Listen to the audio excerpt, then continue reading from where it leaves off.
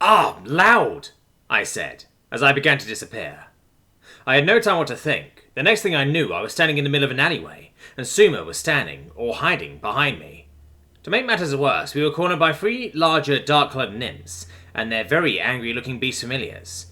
"What's going on?" I asked, before feeling a sharp pain in my side, as if I had broken a rib or something. "Ah, son of a... what the crap?" I yelled. "Sumo, are you okay?"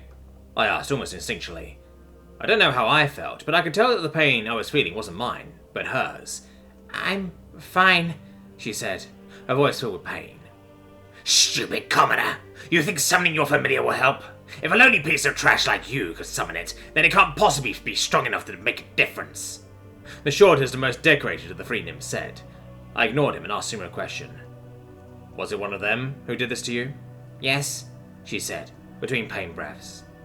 I felt a deep burning rage welling up inside me, but calmed it long enough to think straight. "What are this world's laws regarding this?" I asked with gritted teeth.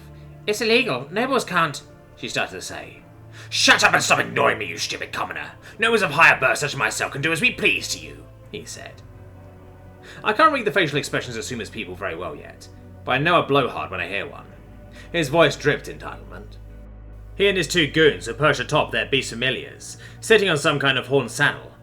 The familiars they were on looked very strange. The middle nymph rode some kind of hyena creature with dark blue fur and a bobbed tail. The one to my right, the tallest, rode some kind of reddish-orange lizard thing that resembled a salamander. The one to my left rode a small dog-sized feline with thick white and grey fur and tusk-like protrusions on its face. "If I defend us, will I break some kind of law that will get you into trouble?" I asked, looking back to Suma. I wanted to make them pay, but not if it hurt Suma afterwards. I don't," Suma tried to say. "You stupid familiar, don't turn your back on me!" That nosy nymph shouted, and I felt something hit my back.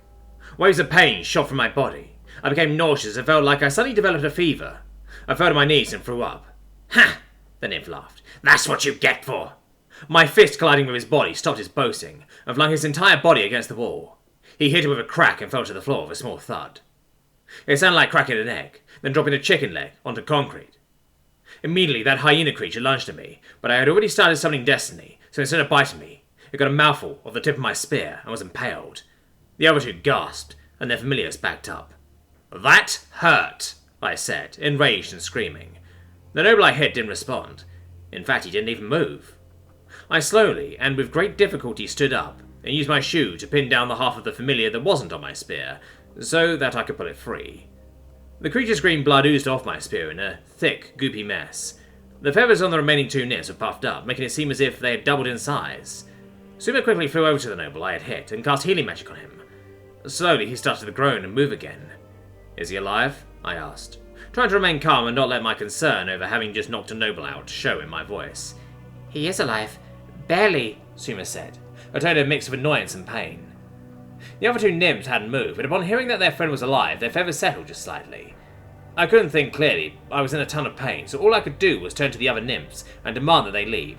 "Jake, I need help," Suma said. I turned to help her just as the other nymphs flew away and their familiars vanished. "How can I help?" I asked, kneeling beside Suma. "You hit him hard. He has internal bleeding and broken bones all over his body. I could heal him, but I'm running out of magic. I already healed myself earlier, summoned you, used magic to eat, and to enhance my speed in an attempt to get away, as well as a few other things. I'm starting to run low," Suma said. "What do I need to do?" I asked. "Remember how I tried to take some of your life force and got knocked to my tail feathers? We are going to try that again," she said, and stopped healing him to face me. "Do it, but be careful," I said. A magic circle formed around the 2 of us. Suma began to glow in a violet aura and turned back to the nymph. This time when she started healing him, instead of a golden glow from her hands, a much darker blue and almost black glow emitted. "Are you okay, Suma?" I asked. "I'm fine. I didn't take a percentage. Instead, I'm letting your magic flow through me. This way, I only use as much as I can handle," Suma said. Suddenly, the nymph began screaming out in pain. "Ah!" he cried out, and thrashed around as if he had been set on fire. "What's going on?" I asked. I don't know," Suma shouted, confused. She stopped the healing spell and her aura, as well as the healing glow, disappeared just after the magic circle vanished. The nymph continued to scream and shout in pain for several minutes, despite Suma's efforts to heal him time and time again.